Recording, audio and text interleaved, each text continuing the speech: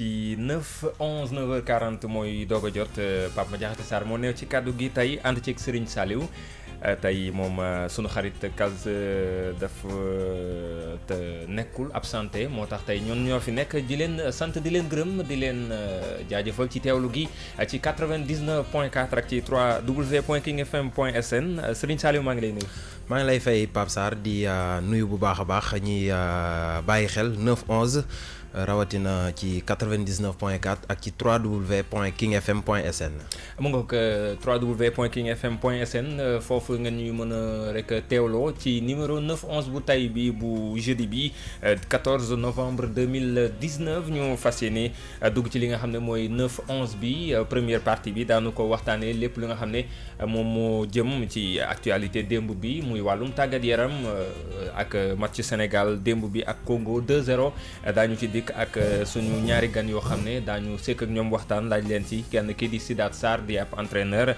ñu war a waxtaan ak moom ci li nga xam ne moom mooy jongante bi démb ak la ca tukkee yëpp daañu jotit suñu confrère bu ca RFM Cheikh Tidiane Diagne moom it fas yéene waxtaan ak ñun ci mbir moom le loolu mooy doon première partie li nga xam ne moom mooy 9 11 bu tay bi bu ñu ca noppee ci ñaareelu pàcc bi daañu wax ci wàllum société tey ajaratu Dior Mbodj lañ ci fas yéene àndal waxtaan ak ñun ci wàllum tontine li nga xam ne jigéen ñi dañu ci yëngatu bu baax a baax ak lépp lu nga xam ne moom moo ci aajo ci wàllum koom-koom daañu ci dikk ci nu mu gën a yaatoo ak soxna Dior Mbodj ci kanam daañu jàll ci li nga xam ne moom mooy rubrique habituelle yi revue de presse beeg ak trafic info naka noonu it xibaar yi nga xam ne daañu ko jàll actu commenté bi moom la ñu daal di tàmbalee Serigne Saliou démb match football équipe nationale éliminatoire CAN Cameroun 2021 Sénégal gagné 2-1 digganteem ak Congo Brazzaville. mu nekk lu baax Pape Madiakhate Sarr ndax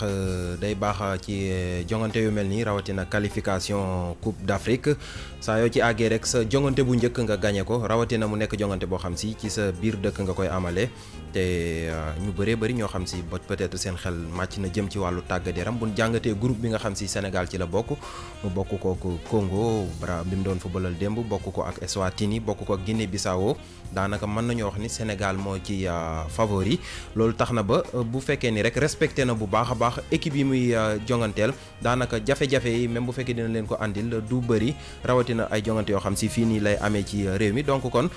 luñ ci mën a gis rek ci sunu jàngat bu njëkk moo di ne lu baax la ci ngay amal sa génn bu njëkk jëmale ko ci ay qualification waaye tamit nga koy fubale ci sa réew nga am ci ndam. nga koy footballé nga réew ci sa réew nga am ci ndam moo loolu lu am solo la démb la woon ci stade Lat Dior léegi daañu jokkoo ak Sidath Sarr mi nga xam ne moom lañ ci fas yéene njëkk waxtaanal Sidath Sarr di ab entraîneur nekk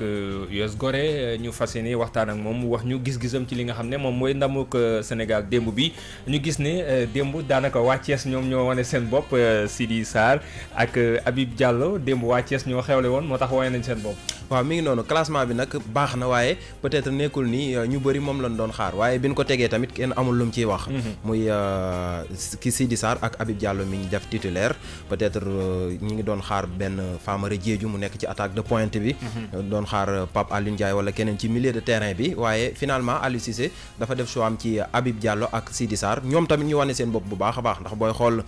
ku mel ni Sidi Sarr démb ci milieu de terrain bi andi na fa lu baax a baax. daanaka li Pape Alioune Ndiaye doon def na lu ko raw mi ngi doon def offensivement il était bien doon wane boppam bu baax a baax Habib Diallo tamit moom daanaka li mu doon wane clubam noonu rek la def moom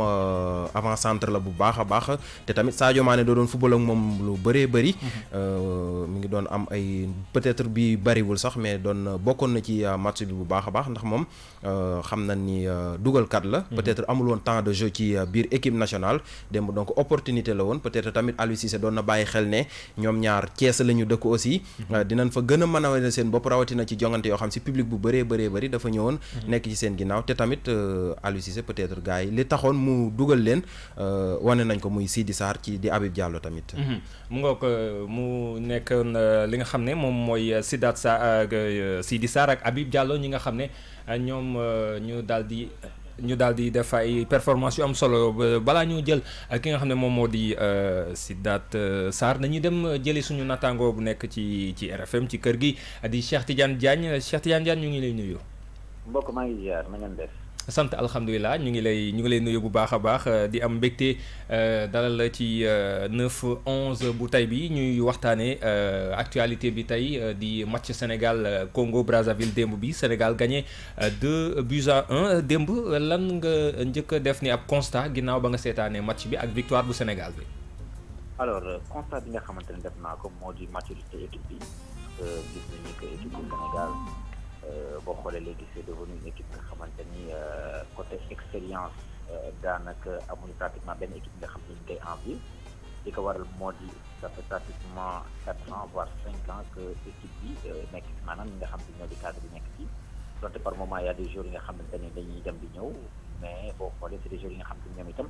découvrir nañu tanière bi ba pare am nañu expérience bi pour avoir en tout cas jouer ci yenn club yi mag yi ba pare découvrir nañ li nga xam ne moo di haut niveau bi donc de sorte que quelque part.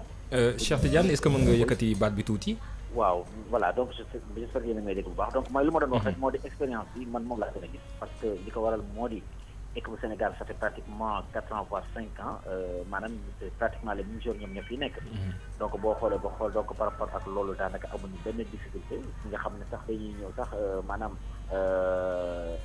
ñëw pour la dernière fois sax boo xoolee c'est des jeunes nga xam te ni même bu fekkee des enfants à la première expérience en équipe nationale daanaka découvrir nañu li nga xam te moo di le haut niveau depuis très longtemps donc du coup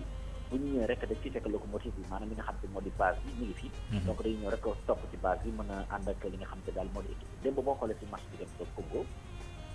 a priori ñëpp jàppoon nañu ni que Sénégal dana ko gagné que ni score bi moom lañu doon xaar peut-être mu gën a diis mais aussi pour ñu aussi par moment ñu xam ne ni que gagner pour suffire parce que démb boo xoolee équipe du Sénégal ñaari xar kanam la wane une première période bi nga xamante ni bien maîtrisée et avec une très belle circulation de ballon par moment bu la neexee ñu accélérer jeu bi joxe li nga xamante ni daal moo di impact bi nga xam ne la match bi laajte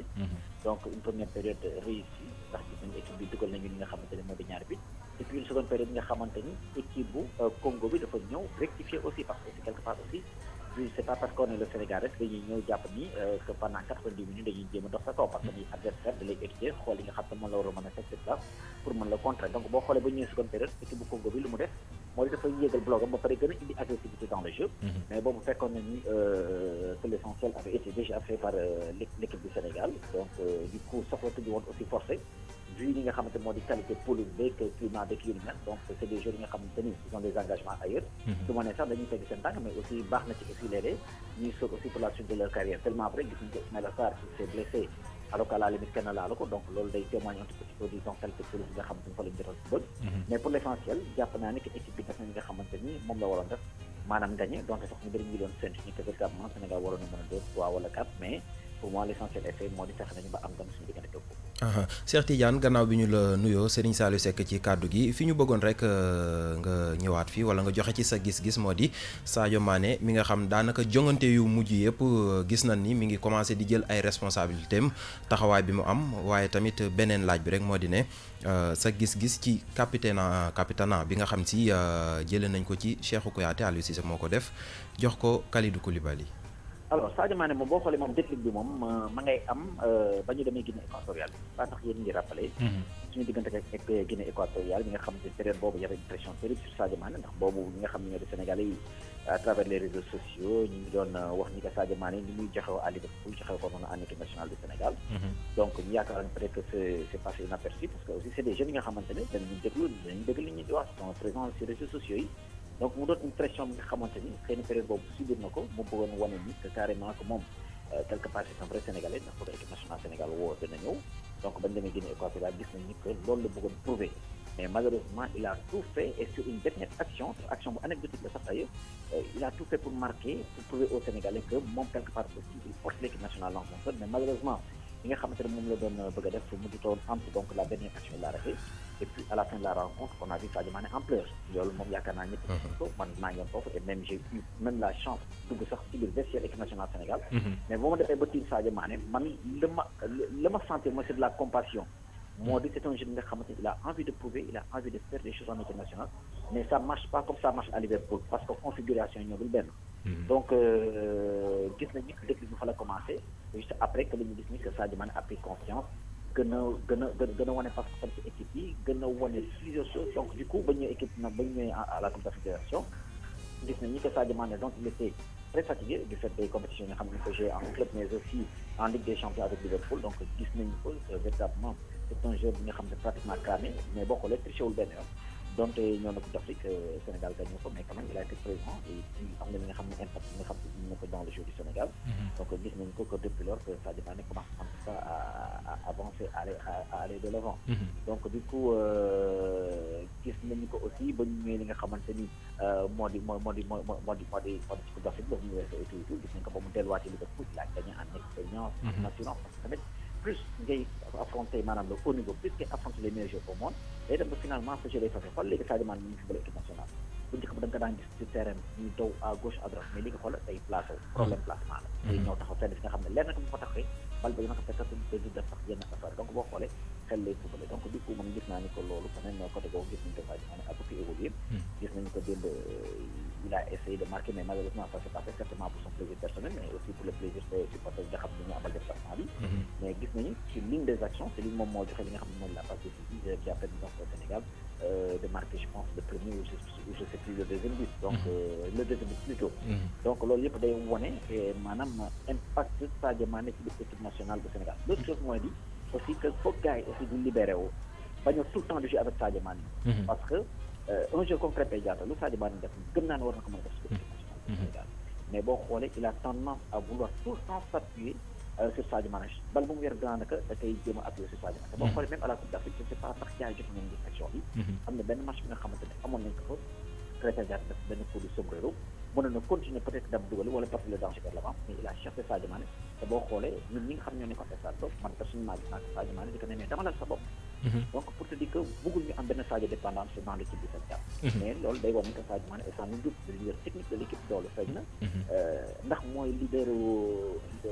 moral d'équipe bi aussi bokk na ci mais gis nañu ni que leader moral bi aussi au-delà du capitaine bi nga xam moo fi nekkoon di Cheikhou Kouyaté donc gis nañu ni que on s'appelle Kalidou Koulibaly leader moral la woon ci équipe bi tout à fait question fa laa doon ñëw sax tey fa laa doon ñëw parce que loolu waral xëy na tey ñu jox capitana bi parce que gis nañu que Kalidou Koulibaly par rapport ak positionnement am par rapport ak expérience am par rapport ak li nga xam ne moo di dalam par rapport ak li nga xam ne présence tey jii waroon na mën a porter li nga xam ne mooy le brassard de capitaine de l'équipe je pense que quelque part dem nañu ni est-ce que mën nga yëkkati baat bi tuuti Cheikh Tidiane voilà donc finalement dem nañu ni ba Aliou Cissé s'est rendu compte que véritablement c'est que li nga xamante ni moom la ñu bëri moom xalaat ñu ko wax moo di que ki nga xamante ni moo di Kalidou Koulibaly war naa mën a doon équipe maanaam capitaine équipe Sénégal dem na ba jox ko donc nag il s'est pas expliqué en tout cas sur ce choix mais jàpp naa ni que quelque part aussi bu ñu jàpp ne que Aliou Cissé du déglu opinion bu ñu jàpp ne que Aliou Cissé du réfléchir bu ñu jàpp ne que Aliou Cissé du bàyyi xel ci yenn yi nga xam ne ñu ndékki gis nañu ko que Cheikhou Kouyaté a été le capitaine de l'équipe nationale mais aussi force est de constater que depuis quelque temps Cheikhou Kouyaté n'est pas un titulaire indiscutable dans l'équipe donc nag il peut être un leader dans l'équipe mais il n'est pas de titulaire indiscutable te nit boo demee ba doon le titulaire aussi quelque part brassard ma am keneen ku ko jël nañ ko jox ko Sadio Mané mais jàpp nañu ni que c'est une pression supplémentaire bi nga xam ne dañ koy teg Sadio Mané mi nga xam ne en plus que mu doon le leader technique ñu bëgg ko jox li nga xam moo di brassard bi xëy na day xaw a diis ci moom trop donc dañ ko libéré loolu fardeau boobu di le brassard de capitaine jox ko ki nga xam ne moo di Kalidou Koulibaly mi nga xam ne derrière c'est un leader naturel il peut donner quand même des conséquences à son équipe il a une meilleure vision par rapport ak truc nga xam moom lay jël te loolu yaakaar naa ni ce n'est qu'une récompense qui a été donnée à quelqu'un nga xam te ni xëy na bu ko Sénégal jëli woon xëy na période bii ñuy jouer équipe nationale de France. alors Cheikh Tidiane su ñu gisee démb également beneen match bi Guinée-Bissau daal di gagné Swatini 3-0 ba tax sax ci groupe bi jamono ji après première journée bi bien sûr moom moo jiitoogum ak performance bi mu def match bi nga xam ne moom moo ci topp dimanche prochain suñu digg ak Swatini mi nga xam ne défaite 3-0 ci la jóge match boobu ci sa gis-gis naka lañu ko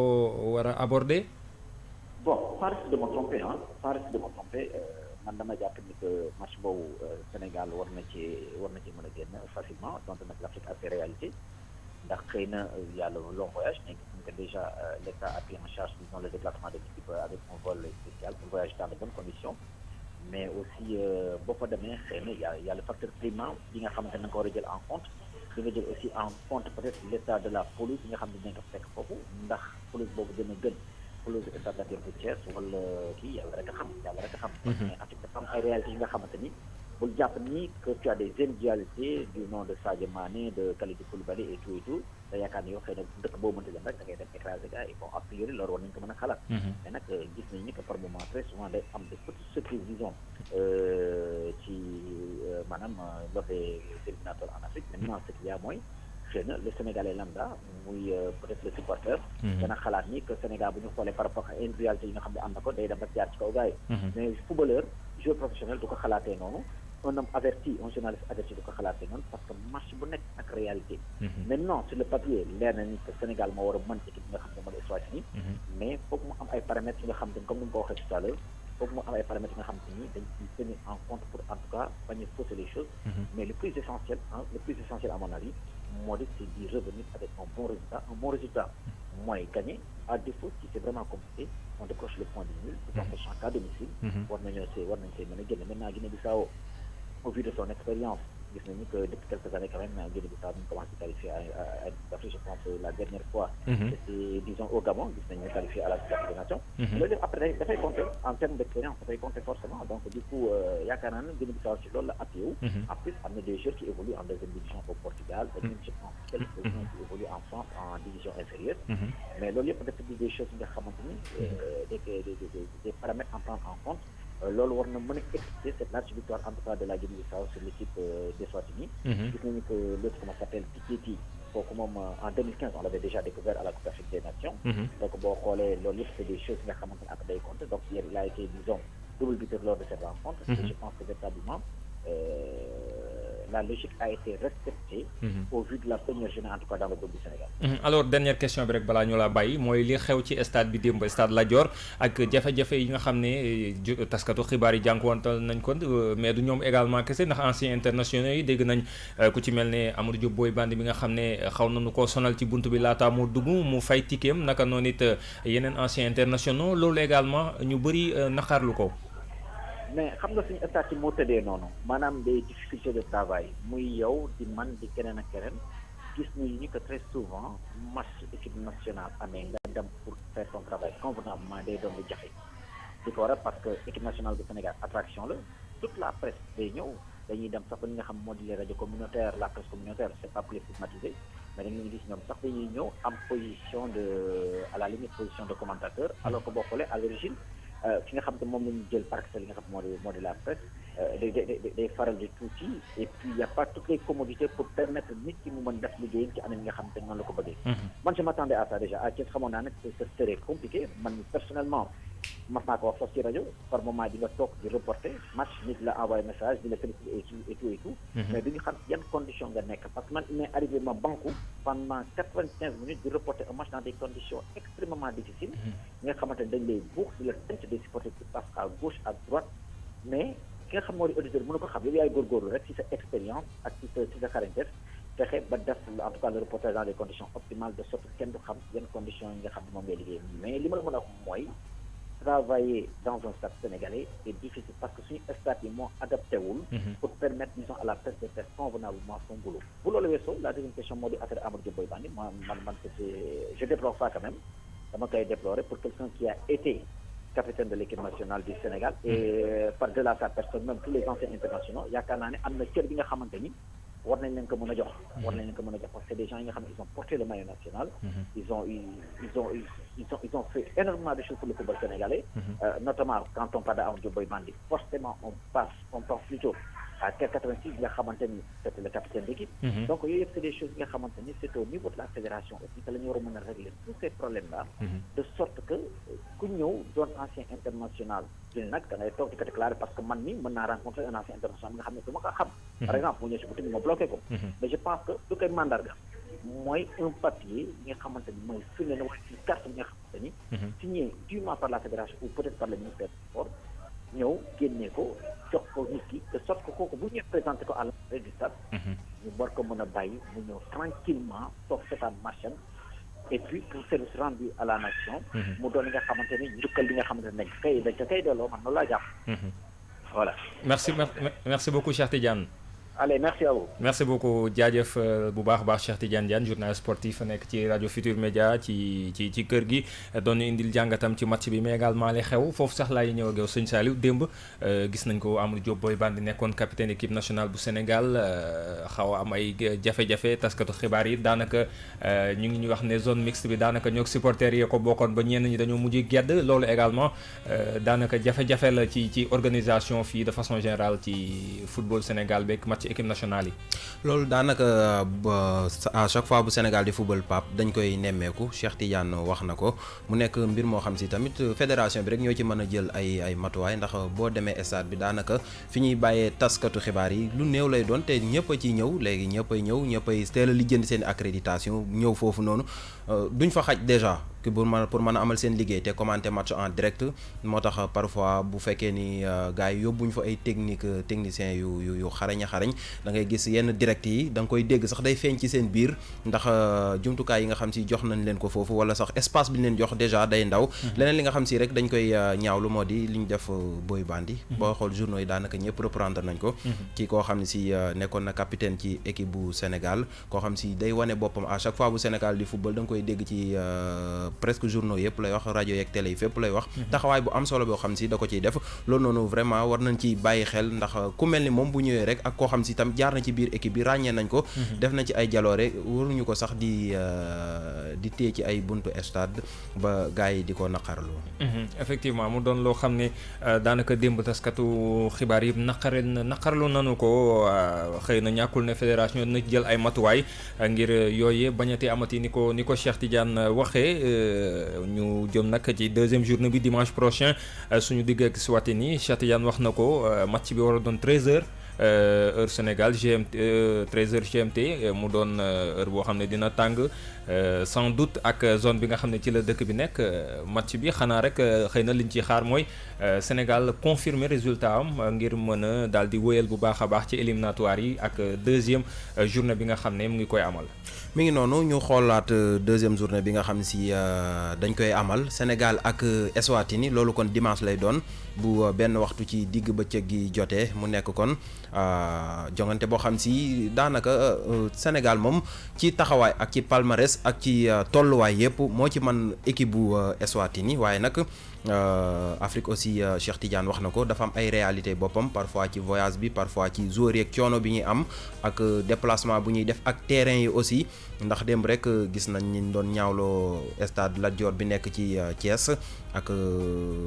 pelouse beek nu mu mel te bëri na ci réewu Afrique yi stade yoo xam ne si stade Lat Dior bi moo leen tane donc loolu aussi ay réalité la yoo xam si xam naa sûrement équipe bi dinañ ci bàyyi xel Aliou Cissé tamit dina ci bàyyi xel ndax Afrique comme ni ko Aliou Cissé mi tàggat équipe bu Sénégal bi di wax saa su nekk rek Afrique dafa am ay réalité boppam ci déplacement Afrique dafa am ay réalité boppam ci ni ñuy footballé Afrique dafa am ay réalité boppam ci stade yi nga xam si tamit fa la ñuy amalee jongante yi waaye tamit arbitrage beeg lépp kon donc xam naa ni gars yi dinañ ci bàyyi xel bu baax a wax mais logiquement bu ñu waxee rek xam ni si Sénégal équipe la boo xam si xajul ci kaw Eswatini bu fekkee ni jox na ko cër bi mu ko war a jox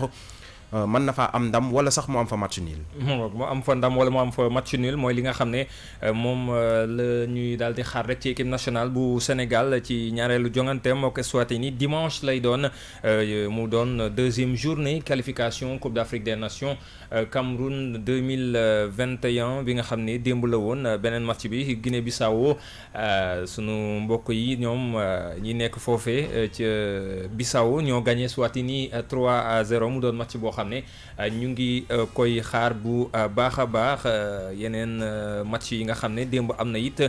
gis nañ ci ay résultats Gambie mi nga xam ne dafa fekki Angola daan ko 3-0 football Gambien yi tamit ñoom it ñu ngi wane seen bopp bu baax ñoom waa Gambie yi nga xam ne ñoom it dañoo gagné ak yeneen résultats Nigéria mi nga xam ne également confirmé na digg mag Benin ngoog ñu daal di jàll ci deuxième sujet bi ñu doon waxtaanee sànq muy li nga xam ne moom moo jëm ci actualité bi ba tey tey muy li nga xam ne moom moo jëm ci campagne uk jaayum gerte gi at mu ne ci jamono ji day doon loo xam ne dañu koy waxtaanee Serigne Saliou ba fi ñu toll nag daanaka dara leeragu ci état bi waxagu ci yéegu ci yàbbeegu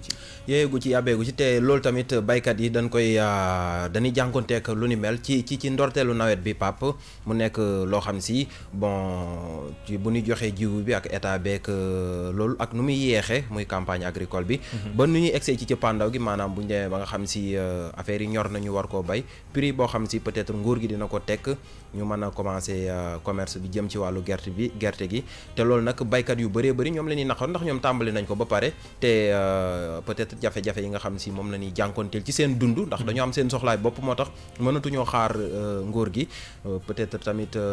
ndax daaw booy xool daanaka prix bi njëkkoon a génne mooy ñeent fukk ak ñaar waaye bëri na ci ay baykat yoo xam si jamono ji dañuy wanteer ndax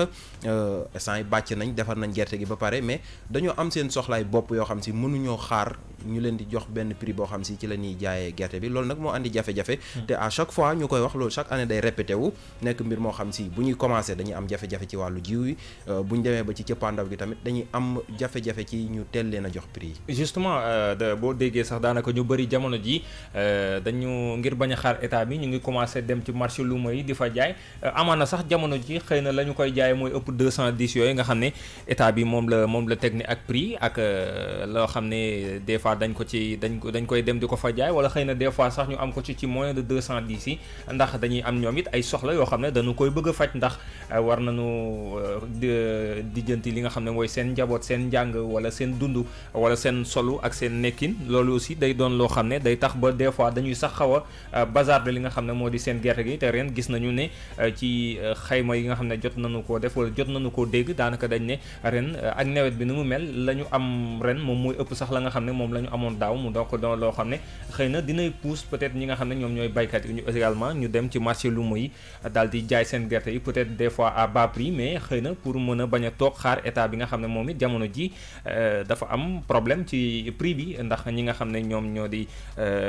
ñi nga xam industriel yi ñoom tamit ci prix bi am na loo xam ne xëy na bëgg nañ ko ca te état bi xëy na bu ko ca defee tamit du arrangé tamit ñi nga xam ne ñoom ñoo di baykat yi mi ngi noonu te boo jëlee fu ci mel ni Touba mooy région de Diourbel bi ñoom commencé nañ déjà commencé nañ ndax ñoom bi ñuy waajal nawet bi wax naa la demoon nañ sax ba daanaka dañoo wax ni dépendre tuñu ci gouvernement bi pour ñu jox leen kii te booy xool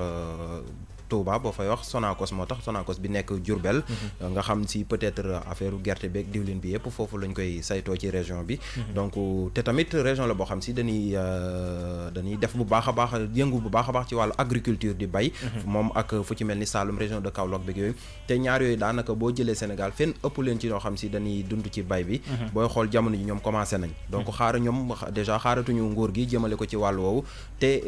ci xibaar yi nu jot ñoom li ñu wax mooy li ma la wax léegi mënatuñoo xaar kenn ndax dañoo am seen ay soxla di ko def donc faaw li nga xam si ci lañ jotoon ñu dem def te tamit loolu booy xool pertement la ci ñoom mais en quelque sorte amuñu pexe ñàkk pexe mënul passé nga def dara bay ak ni mu méttee ak coono bi nga ciy daj ak li ngay jànkoonteel ba egsi fi boo demee ba récolter ba am benn dem di ko wanteer mais faaw ñu wanteer ko ndax aussi mënuñu toog war a joxe dépense war a am seen yeneen i soxla yoo xam si ci lañ koy def fixé luñ leen prix defuñu dara faaw ñu dem ci marché bi ñoom tamit jël benn partie boo xam si dinañ ko jaay ngir mën cee faj seen ay soxla mu nekk loo xam si chaque fois gouvernement bi baykat yi da ngay dégg ñuy xultu ak gouvernement bi vraiment jëwriñ ji yore wàllu mbay mi gi war nañoo gestu ci baykat yi ndax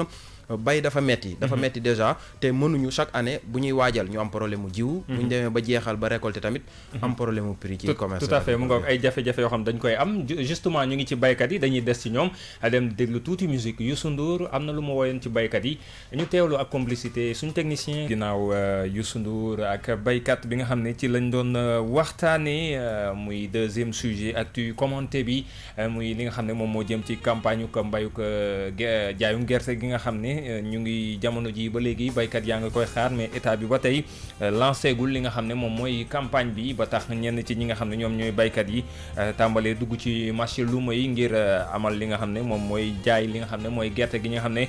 jot nañu ko amagum ngir am la nga xam ne moom la ñu mën a jëfee moom la ñu mën a ay soxla yi nga xam ne bëgg nañu ko faj ñu tàmbale woon ci waxtaan ak sëñ Saliou duggoon ci jafe-jafe yi nga xam ne ñoom dañu koy jànkuwanteel mais beneen problème boo xam ne gis nañu ko sax muy gerte gi daanaka Sénégal la ñuy bay day bari lool day ëpp ay ëpp tonne ba te pourtant la nga xam ne moom la ñu cay jëfandikoo sax wala la ñuy jël fii day néew ba nga xam ne lu ci ëpp finalement soit day yàqu wala dañuy obligé sax yóbbu ko ca bitim réew di ko fa jaay amaana bëri na ay produits yoo xam ne sax xëy na mënoon nañ ko ci defar à base de gerte googu. te nañ koy jëlee sax day yeex par exemple boo demee Sonacos bi nekk Diourbel ñun dem nañ bàgg foofu da ngay gis camion yi foofu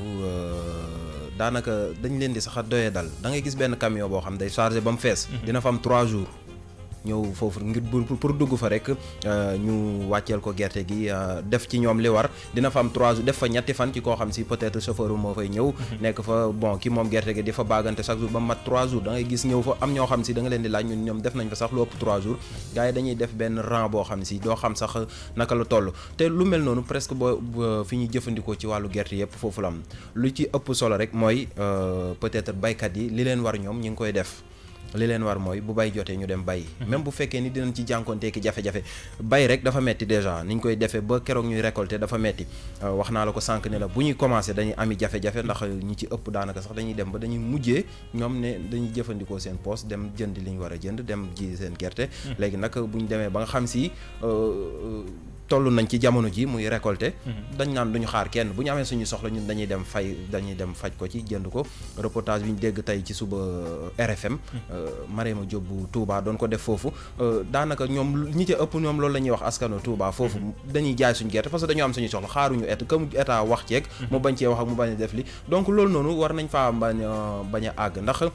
yaakaar naa Sénégal fii ci wàllu bay rawatina li nu gën a xame mooy gerte te loolu noonu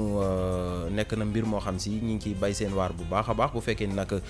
baykat yi góorgóorlu nañ wax dëgg yàlla ba bay ci seen waar ba récolte ak nawet bi ren ni mu demee nawet bi ren ñu bëree bëri sax yaakaaruñu woon ni dina àgg fii ak peut-être retard bi mu amoon rek waroon naa tax peut-être état bi aussi profité woon ci retard boobu noonu ngir andi ci ay saafara peut-être moom ci li nga xam si doonu ci doon gaaw a def ndax booy xool ren yeex naa taw liñ doon yaakaar ci gerte peut-être amaguñ ko même bu fekkee nee nañ ci yenn gox yi gerte gi ñëw na fa bu baax a baax même bu dul gerte gi tamit yeneen yéen fa bay yëpp muy ay dugub ak ñebbe gi yëpp ñëw na fa bu baax a baax mais gerte gi lañ ëpp lu ñuy waxtaane fii nii rawatina buñ tollee ci période du jënd ak jaay bi muy période bii nii ba léegi kon loolu noonu retard bu ndaw boobu man yaakaar naa Pape état bi waroon naa profité foofu noonu ngir régler ci yu bëree bëri c'est-à-dire dogguma la mais juste pour appuyer la en fait bu ñu xoolee situation bi on a comme l'impression que li nga xam ne moom mooy wàllum mbay gars yi dañu ko xaw a sàgganee loolu fii te boo seetee réew yu bëri ci àdduna bi daanaka réew yu gën a développé ci mbay la ñu jaaree la li nga xam ne moom mooy seen développement mooy seen yokkute ci wàllum koom-koom ak ci bépp boor boo mën a jël boo demee ba yenn réew ñi nga xam ne ñoom ñooy baykat yi bu ñu bankee seen yoxo réew mi nekk ci crise am ay jafe-jafe ci wàllum koom ba état bi obligé woo leen day signifier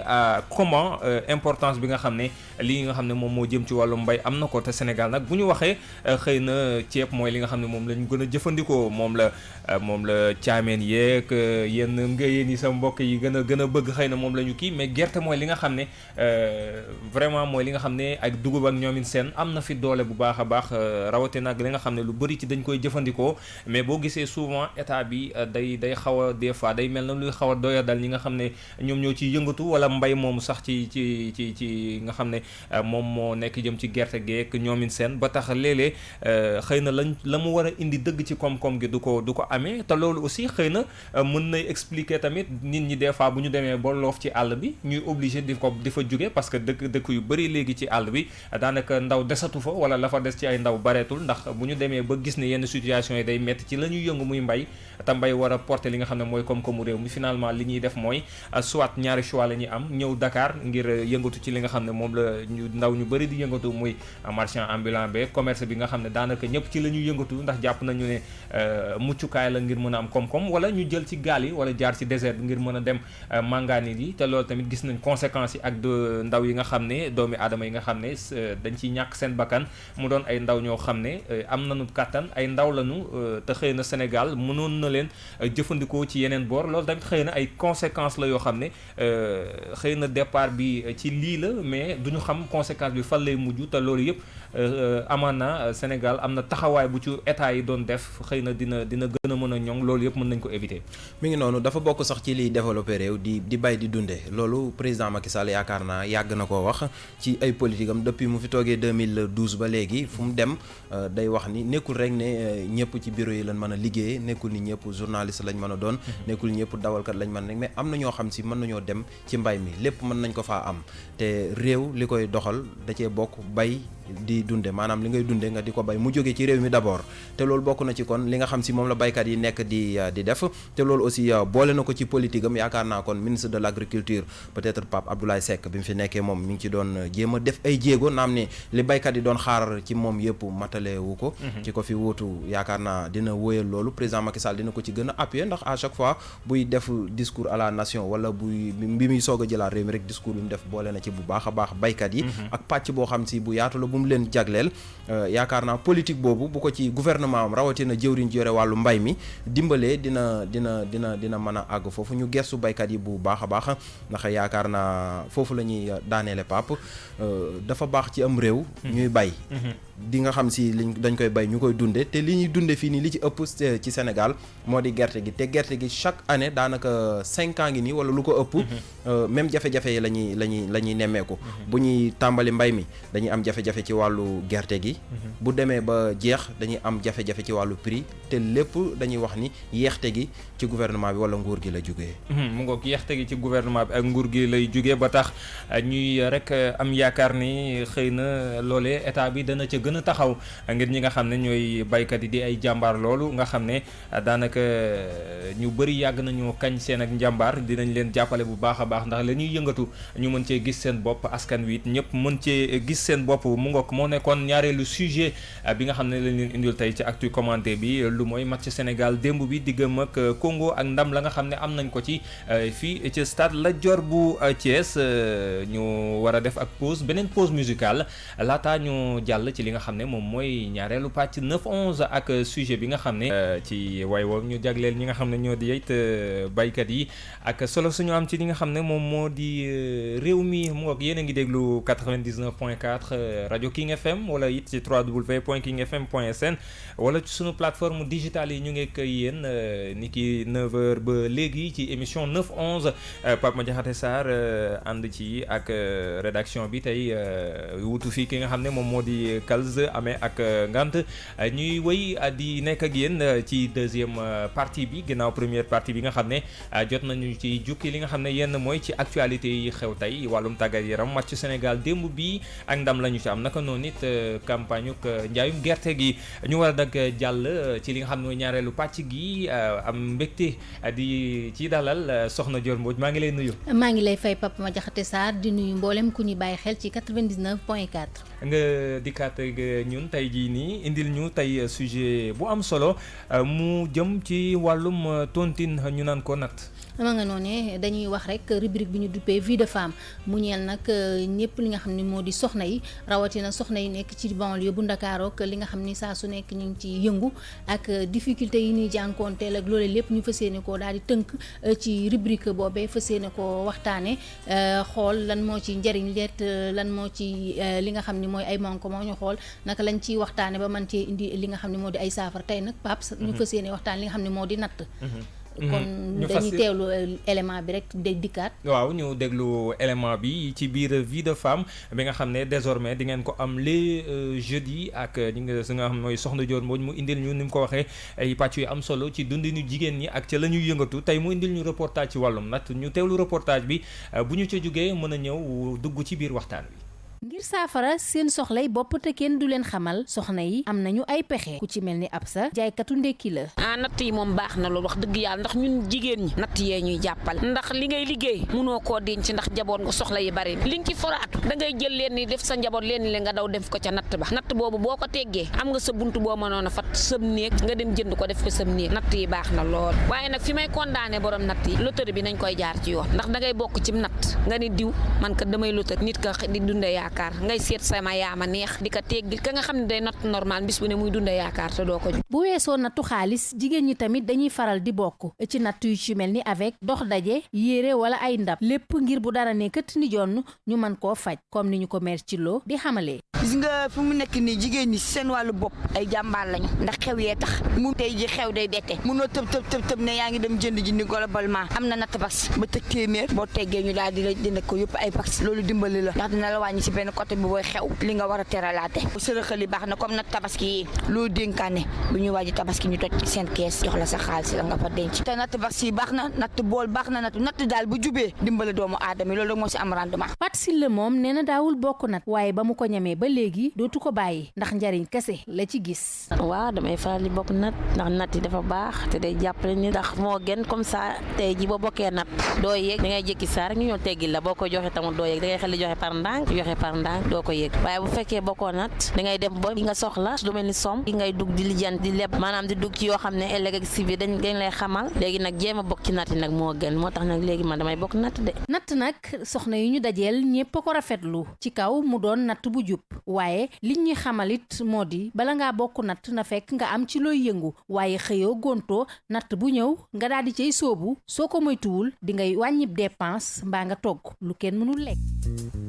mu nga ko reportage bi nga xam ne tey indil nañu ko ci vie de femme moom Dior Mbodj ci wàllum natt gi ak la nga xam ne moom moo génn moo fës ci biir soxna yeeg la nga xam ne noonu la ñuy def fan yi weesu ñu ngi doon wax ci journée mondiale épargne di nga xam ne moom moo jëm ci wàllum tontine mu mel ne natt beneen xeetu épargne la boo xam ne jigéen ñi ñu ngi ciy yëngatu bu baax a baax ngir am lu ñu denc wala lu ñu mën a lijjanti. mi ngi noonu Pa Madiakhata Sarr su fekkente ni si nekkoo ci secteur formel da nga nekk ci informel amoo ci loo xamante ni si weer dina dee nga daal di koy jëlee ji ca banque ya da ngay am li nga xam ne moom moo di ay pexe te soxna yi tamit nee naa la ay jàmbaar lañu boo leen fekkee ci banlieue Ndakaaru bee di nga xam ne ay jàmbaar yi fàkk tëdd dëkk lañu dañuy yeewu fajar daanaka ay 5 heures 6 heures la ñuy duggaat seen i kër ña nga yenu seen i paani jën ña nga ca njaayum ndékki ma ña nga ca lépp loo xam ne day jëmale kanam réew mi dañ cay nekk loole nag boo ca nekkee bu fekkee kër ga daanaka ñoom it góor ña dinañ def waaye xaaj ba lu dee daanaka mën naa ni soxna yi ñoo ko rey ndax ay jàmbaar dëgg lañ bu leen seen jëkkër joxe benn ñu dolli ca ñett mu daal di daal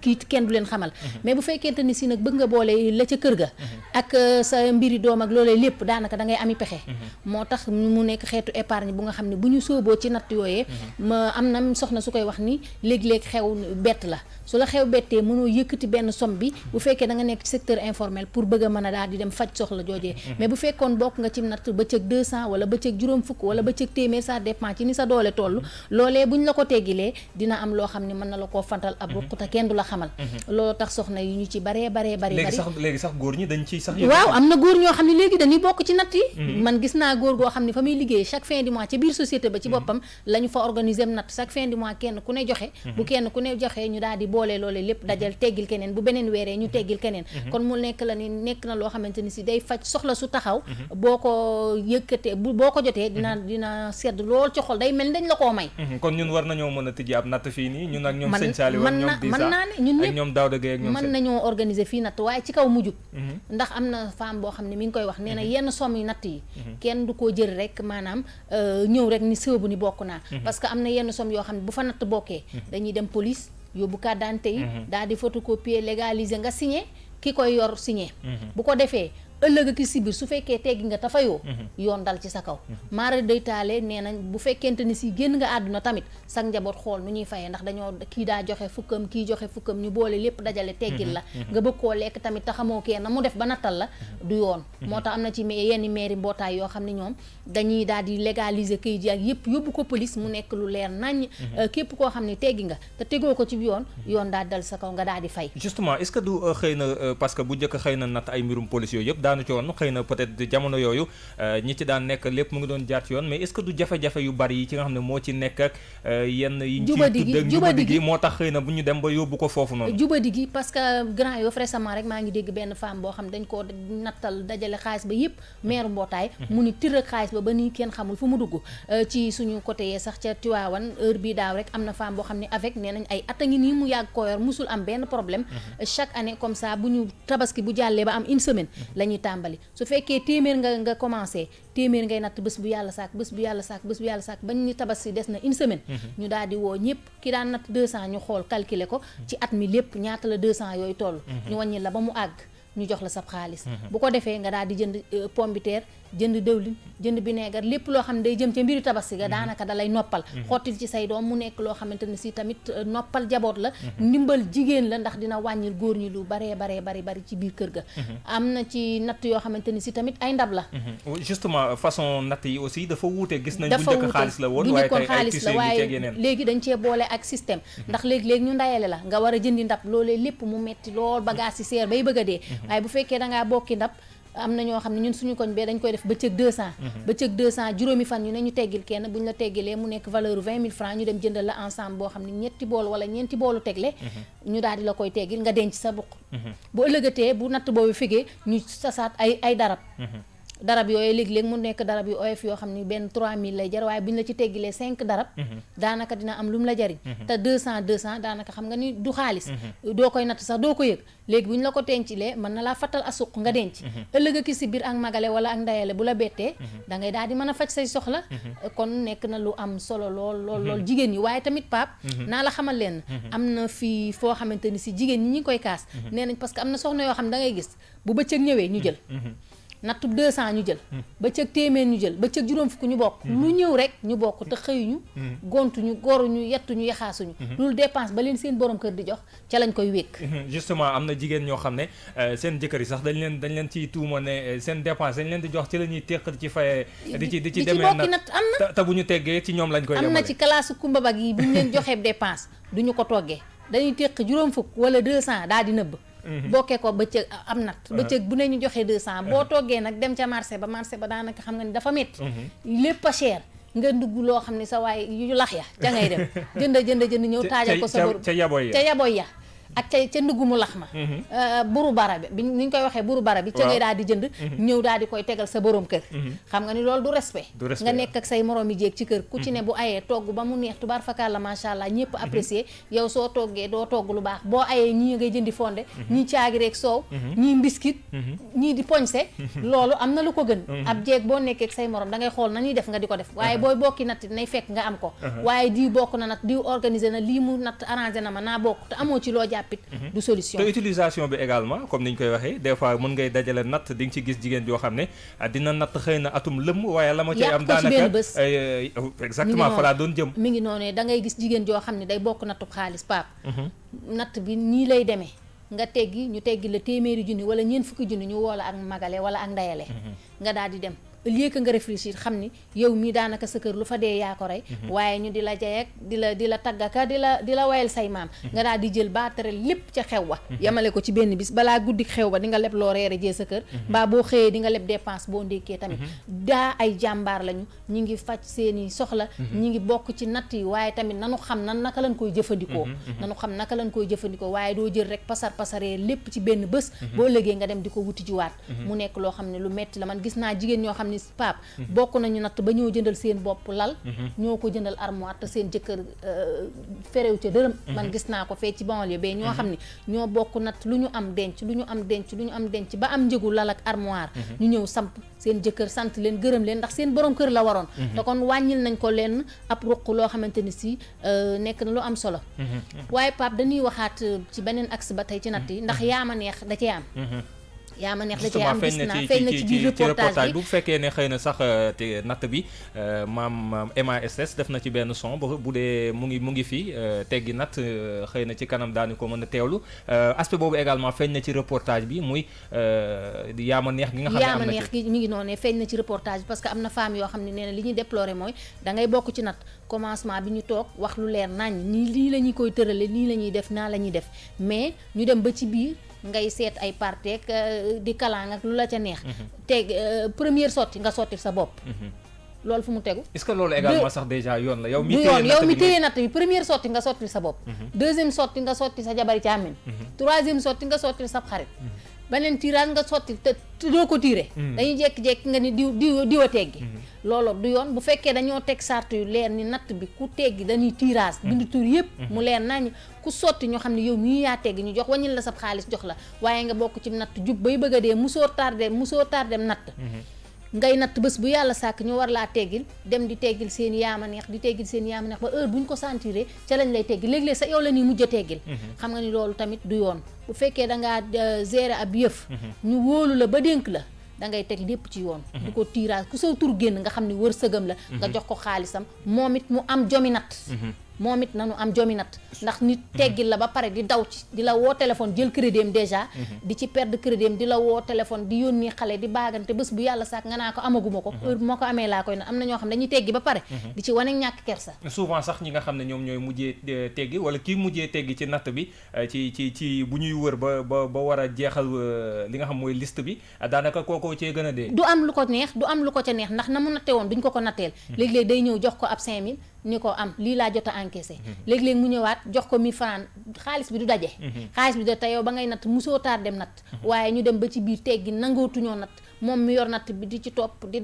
di daw suba ngoon guddeeg bëccëg ngir mën a encaisser xaalisu jàmbur finalement yow boo ko teggee dootu la jariñ dara parce que xaalis bi tasaaroo na naax saay na nañ ko xoolaat gën koo organiser donte ni am na solo lool waaye tamit nañ ko gën a daal defaraat ba mu gën a jekk bu ko defee mu tegu ci yoon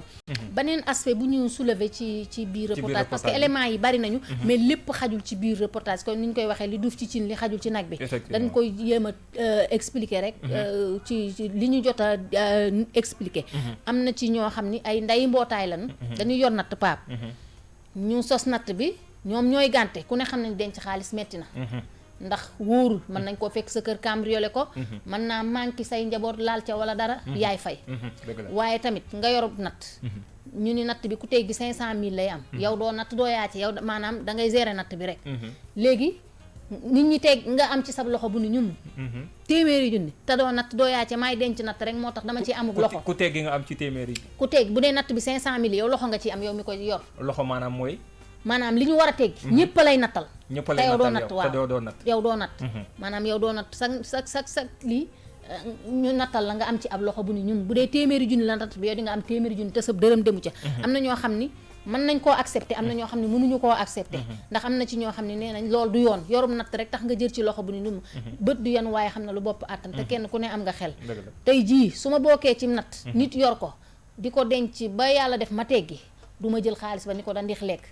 dinaa ci suuraale ni kii kat denc daa metti naa yëkkati lii sama xol àttan ma may ko mi ngi noonu bu yoree natt bu ma tegee dama naa yëkkati lii sama xol àttan ma ni ko am mu jël waaye doo jël am ci loxo bu ni ñum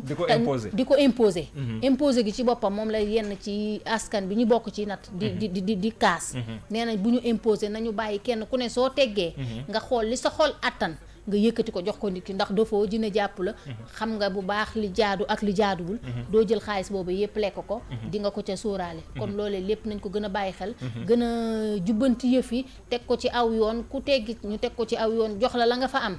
yow it boo teggee am xel ni kii denc dafa metti man it ma yëkkati som bii ni la am maa la ko jox dina nekk lu am solo lool ndax jigéen ñi paap jàmbaar lañu mu nga ko loolu nga ñu leen ci natt bi ci rubrique vie de femme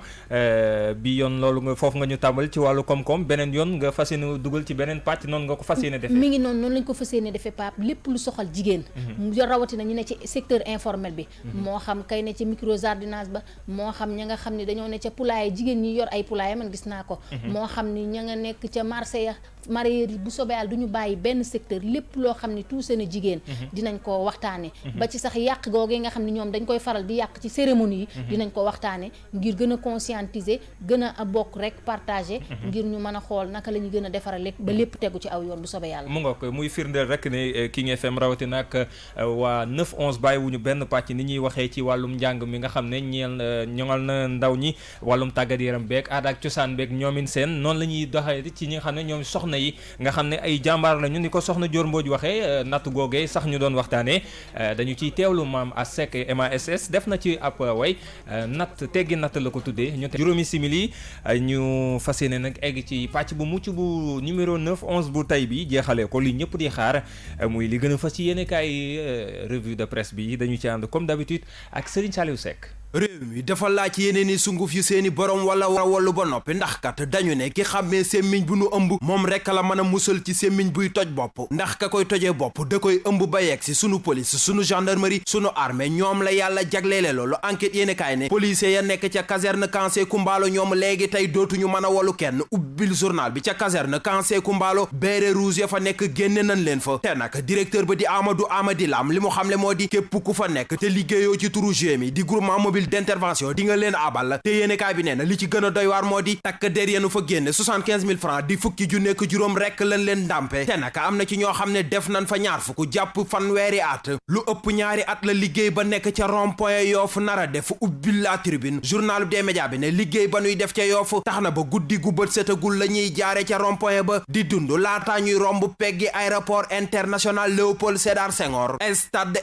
international Lat Dior ba nekk ca benn dëkk ñaari gaar di Thiès daanaka yéenekaay yi nu xëyandool ñoom ñëpp xëy di wax ca match ba fa amoon niki démb muy record stade l'observateur L'As Les Échos ba ci Vox Populi ubbil record yéenekaay journal Futur Média bi ne démb ca stade Lat Dior ba nekk ca Thiès fa la Sénégal doon football ak Congo gaynde yu Sénégal ñoo ca am ndam ñaari bal ci dara Sidi Sarr moo njëkk a dugal laata Habib Diallo di doggali stade yéenekaay ne muy Sidi Sarr di Habib Diallo ñoom ñaar ñëpp foofee ca benn dëkk ñaari gaar di Thiès lañu fekk baax tax journal bi jàppale ne Damel du Kayor Vox Populi ne Sénégal dóor na Congo ñaari bal ci dara Guinée Bissau dóor na Eswatini ñetti bal ci dara tax Guinée Bissau jamono ji moo jiitu ci groupe bi Sénégal bokk Le Quotidien ne qualification Coupe d'Afrique des Nations bi nara am ca Cameroun atum 2021 ni ci gaynde yu équipe nationale bu Sénégal yi duggee baax na laas ne ndam lu neex sax lan ca amee te nag lépp moo ngi jugee ci biit yi Sidi Sarr ak Habib Diallo dugal Les Échos ne moo tax ci ñoom ñaar ñooñee dëkk ca Kajoor démb Damel lan fa woon beneen football kat boo xam ne te ràññeeku woon na te wane boppam démb ca jongante ba moo di Sadio Mané ubbil Les Échos journal bi ne gu nekk bambale gi di Sadio Mané jamono ji xam na ni mooy buur ci biir équipe nationale bu Sénégal te lépp li sénégalais yi doon séentu ci moom Sadio Mané wane na ko démb ca stade Lat Dior ba nekk ca Thiès ba noppeet moom Sadio Mané wane na démb ni mooy leaderu équipe bi l'observateur ne Sadio Mané phénoménal Le Quotidien ne ñaancoo ca kaw Les Échos ne ñu suufe démb ci jongante bi doon dox ci diggante Sénégal ak Congo kay moo di Cheikhou Kouyaté mi Aliou Cissé jëlee capitaine bi ci moom ba jox ko Kalidou Koulibaly ak Ismaïla Sarr mi nu gaañ ba mu génn l'observateur ne Ismaïla Sarr kay boo moytuwul du bokk ci match bi nar a dox ci diggante Sénégal ak Eswatini bi nar a am dimanche bi nu jëm record ne amul boo moytuwul Sénégal ak Eswatini Ismaïla Sarr du ca bokk ndax forfait na ñi nu war a forfait génne leen réew mi ñoo di sëriñu tariyaax yi ndax nag bu weesoo ñàkk xam dara gi nu def dañ caa boole ka caay-caay ubbil l'observateur journal Rue 15 angle corniche bi ne sëriñi tariyaax yi journal Rue 15 angle corniche bi ne sëriñi tariyaax yaa ngi tas dëkk bi ndax nag ay jigéen ñoo xëy di leen nettali ci biir yéenekaay bi am na ci ndaw soo xam ne li mu wax sama naataango yi moo di ab maaman moo ko sëriñtu ba def ko ñeenteel amit keneen ku nettali ni maaman bi da koo sëriñtu ba yakkataan ko ñaari yoon meneen mbirum caay-caay mu am ci biir réew mi l'observateur xëy na bindu ko ci aw xëtam ca Tambacounda Sédhiou Kolda jàpp Kédougou ab enquête moo fa fesal ni xale yu jigéen ya fa nekk téeméer boo jël fanweer ak benn bala noo am fukki at ak juróom-ñett dina nu ñam góor